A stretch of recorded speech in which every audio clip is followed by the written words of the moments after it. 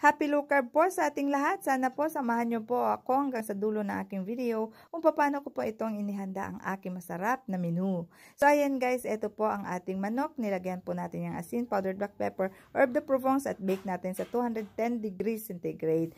Pang 55 minutes po yung pagkaluto natin sa oven. Ito po ang ating mga veggies na magiging side dish natin sa ating manok. So ayan guys, nilinis na natin ang ating mga veggies. Hiniwa natin maliliit, tapos nang malalaki pala. Tapos syempre ang ating beans ay nilinis na rin natin at nilagay natin sa Pyrex. So ayan guys, una po muna nating beans ilalagay, then ipapatong na natin ang mga pinaghihiwa nating mga gulay. So ayan guys, eto ang ating gulay guys, ay i-bake din natin ito kasama ng ating manok. Eto naman is 15 minutes muna bago natin ang ating pagbe-bake dito. Nilagyan ng asin, powdered black pepper, herb de Provence po, at wala na tayong nilagay na tubig. Ang tubig na lang na gagamitin ay ang juice ng ating mga gulay natin, yung kamatis at saka yung bell pepper.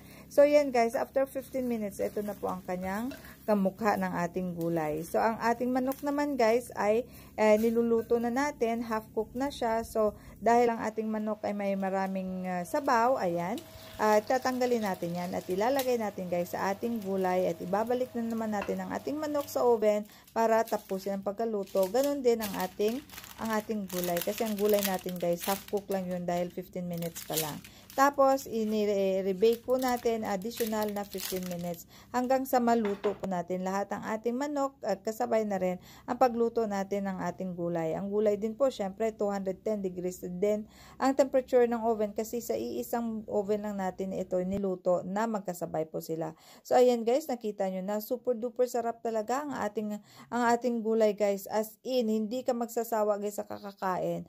At saka ito na guys, naluto na, ihahanda na natin ito para paghanda na natin ang ating pamilya. Ang aking mga anak, ang aking asawa ay nag-aantay na po.